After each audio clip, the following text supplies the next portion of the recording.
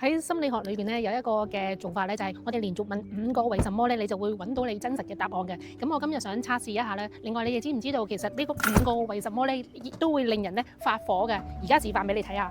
好啦，咁講一講個場景啦，我點樣做測試咧？我哋咧就要去一個嘅生日會，咁就買一啲嘅小食咧，就去生日會嘅。咁啊後邊就係超級市場啦，咁就買一啲嘅小食。咁我先生就話佢揀佢中意嘅，我揀我中意嘅，跟住我哋就帶去咧個朋友嘅屋企一齊食。咁你估我哋買咗啲乜？我哋咧而家就喺超市咧就買一啲咧叫做點心嘅。咁佢哋開生日會咧都喺屋企嘅話咧就會自己帶一啲嘅小食過去咯。咁而家咧就好迷茫啊，因為呢個時間咧我哋想買，我先生就想買麵包嘅，咁我就話買啲水果，咁我就完成咗水果嘅任務。咁佢咧就喺超市呢一度就揾麵包啦，但係而家已經係黃昏嘅6點鐘啦，咁啲麵包咧又賣晒咯喎，咁啊德國人冇麵包食嘅時候會點咧？咁係發啷禮啦，發脾氣啦，咁陣間仲要做我呢個測試，你哋估下會有咩嘅結果？我都唔知啊，我成日都唔知點解喺德國咧，我總係好迷茫嘅，即係而家你哋係做咩咧？我自己翻上車先，又唔見咗架車添。點解會咁嘅咧？成日都揾唔到自己架車泊咗去邊度添，點算好咧？唉，應該又遲啦，又點算咧？點算咧？揾翻架車先。唉，又唔見咗人，又唔見咗架車，真係成日都話好迷茫噶啦，真係。望一望，終於買到條麵包，好大條嘅，好長嘅。好，咁啊一條又話唔夠啊，咁而家又再要繼續揾。好啦，而家呢個人肉測試咧就開始啦。咁我哋就測試下咧，連續問5個問題咧，睇下對方嗰個嘅反應係點樣啦嚇。Hello。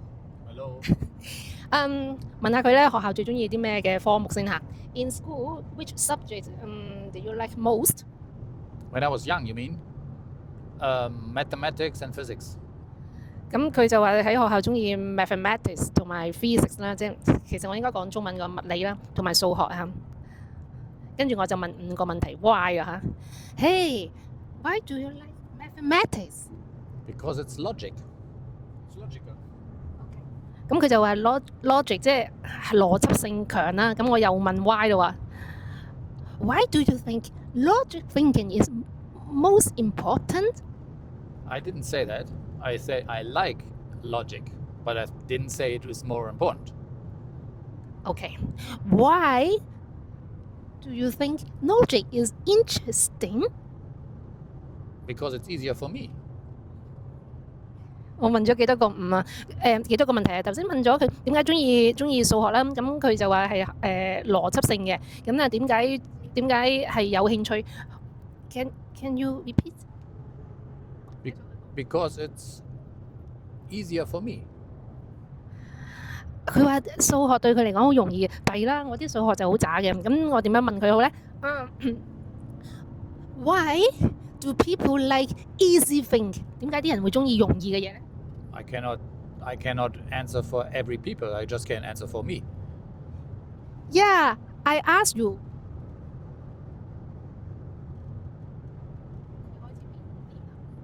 This is, for example, a situation I don't like. I don't have answer to that question. 嗱，而 If 家 you ask me what is 2.2 plus 2, I can say 4. So logic is always easier for me than walk like, I don't know, give some fuzzy answer. 咁佢話咧中意就中意啦，叫我咧就問佢2乘2係幾多，俾條數學題佢計，就唔好問 why。嗱，問咗3次啦，咁啊等我再問多佢一次先。Why do you answer this question with the annoyed behaviour and attitude？ 問佢做咩咁唔耐性咁樣答 I'm not annoyed. 我就問佢點解咁唔耐性答我啲問題。I'm not annoyed. I'm not annoyed. Why do you think you are not annoyed？ 點解你會覺得自己唔 冇啦，冇耐性 Why you think I'm annoyed?？Yeah. Answer please。請你回答。To what question? Why do you show me you are annoyed？ 點解你要令到我咁呢？ This is the wrong question. Because you think I'm annoyed, but I'm not annoyed, so it's your projection towards me. OK， 我諗呢個測試就差唔多啦。咁大家就話咧，其實唔係佢就話佢自己冇唔耐性嘅，但係佢嘅面部表情完全講咗出嚟嘅。你估我唔識睇行為嘅咩？係啦，咁啊呢個測試咧唔係好成功啊嚇。其實兩地文化唔同咧，溝通就係咁樣噶啦，有時講得唔係好清楚嘅。好啦，講下咧，我哋而家又在途中啦，咁就行揸緊車咧，都要個零鐘頭，因為我哋住喺啲小村落，就出城啦，就去朋友屋企嘅。咁啊，呢個朋友咧係佢嘅死黨嚟嘅。所謂死黨咧，你知唔知死黨隔幾耐見一次面啊？Yeah, we are going to visit your best friend。咁佢無端端喺度笑我咧，因為我一路拍視頻，一路喺度講嘢咧，佢成日都會覺得點解一個人可以對住個鏡頭咧講嘢係唔呼吸嘅咧？佢成日都問我有冇呼吸。其實我有嘅。好啦，咁啊講翻，咁啊隔幾耐會見自己嘅死黨一次咧？大約1年半左右啦，又或者2年，有陣時聽佢講就3年到嘅，係啦。咁啊，好似好難去預計啊！大家住埋同一個省嘅，其實咁又唔係真係叫做好遙遠，但係佢哋個聯繫就唔多嘅。今日就佢嘅好朋友生日啦，咁我哋就大致上咧就各自買少少嘅食物入去。咁頭先咧佢就買咗麵包啦，咁德國人就最中意食麵包嘅，俾大家睇過啦嚇。咁啊，你哋估下我買乜嘢？咁我就買水果啦。咁啊，我就買咗呢樣嘢嘅，要放低個咪先啊。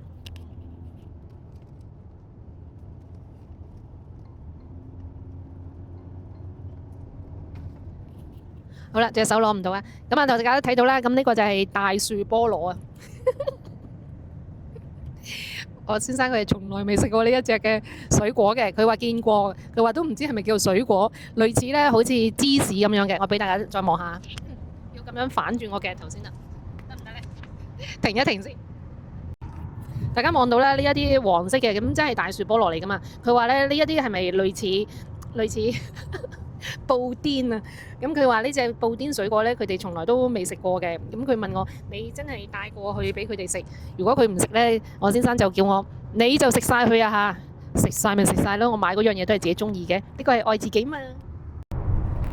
其實連續問5個為什麼呢一個問題呢，我仲好記得喺我自己去學習做呢一個叫做我哋一科呢叫做 Practice and Theory 啊。喺大學讀書嘅時候呢，即係理論同埋實踐啊。咁呢一科呢，就係我哋學咗嘅一啲對話嘅技巧咧、聆聽嘅技巧咧。咁跟住我哋就會用呢個角色扮演呢，喺課堂裏邊呢，就有人做呢一個嘅求助人啦，有人就做呢一個嘅聆聽者。我哋就去試一啲嘅處境。咁有個處境呢，就係你要不停咁樣去追問咧對方5個問題，咁啊睇下咧點樣激嬲對方啦嚇。個目的其實唔單止係激嬲佢嘅，而係我哋要去做訓練嘅時候咧，要去學習我哋喺唔同嘅崗位、唔同嘅位置嘅時候，我哋做咗啲乜嘢嘅行為咧出嚟咧，會令到對方咧嬲啊！呢一啲咧係咪好似老鼠嘅測驗咁啊？其實又唔係嘅，因為我哋要去感受一下咧，俾人問即係問長問短，問到打爛沙盤問到篤嘅時候咧，究竟自己個反應會係點咧？咁我哋就要去體察呢一種嘅情緒。我哋喺訓練嘅時候咁樣學啦。咁當我為人師表嘅時候，因為我自己都喺大學教書嘛，咁啊我都用翻呢一個嘅方法啦。咁得出嚟嘅情況咧，就係真係通常咧過咗5個問題之後咧，其實大家咧就覺得好似冇乜嘢話題好傾啊，大家好似對唔到嘴型咁啊。咁呢個就係我哋成功嘅地方。我哋終於可以測試到咧，有時真係唔好成日問點解嘅。喺呢個世界上面，我哋可唔可以唔問咁多點解，而係問更多就係憑什麼咧？不要問世界為什麼，問呢個世界我憑什麼咧？你哋明唔明我意思啊？係啦，咁而家我哋繼續咁樣行啦。咁我問下佢，睇下想唔想 ？Do you want to ask me 5 questions? Why? Why? 話孔喺德文嚟講咧 ，why 咧就係叫話孔，即係為什麼？咁佢咧就話唔問。OK， 好啦，問完啦，唔睬我啦。而家咁我達到目的啦，終於測試我呢個5個為什麼嘅心理測驗咧係對嘅，就可以激嬲對方，可以撻着佢嘅憤怒啊！咁學嚟做咩啊？學嚟就係我哋唔好引起對方憤怒嘅時候，就唔好問咁多呢啲問題啦。好啦，咁而家望下先，有少少塞車啊，咁唔知幾點先去到。好，咁今日就同大家講到呢一度啊，陣間睇下落咗車之後咩情況先。咁咧，而家就到咗我先生個死黨屋企啦。咁我就話我自己住喺個小鄉村嗰度啦。咁我覺得佢咧就好似住咗喺個森林裏邊咁嘅。係啊。你知唔知我諗乜嘢？我喺度諗緊咧，就係我諗住去到人哋屋企咧，係坐喺人哋個廳嗰度一齊咧食下嘢，聽下音樂或者跳下舞咁噶嘛。咁啊點知道咧，佢呢度原來係個森林嚟嘅。咁我呢度咁多肉點算啊？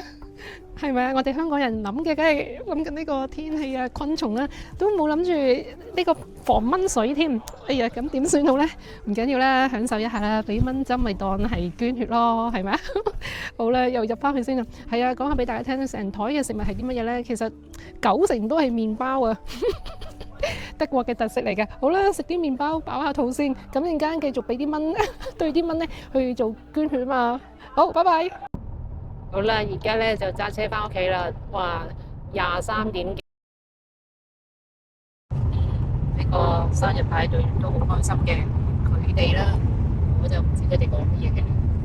啱啱咧，我嘅先生就話俾我聽，佢話你頭先拍個 video 達唔到效果喎。咁我就問，咦，你又知道嘅？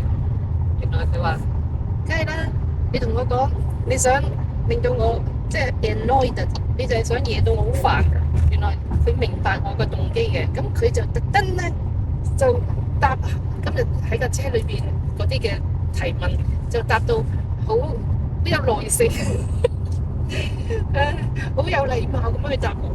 咁啊，其實原來俾佢知道咗我嘅目的係想激嬲佢啊嘛，佢就特登唔嬲喎。下次唔好同佢講咁多。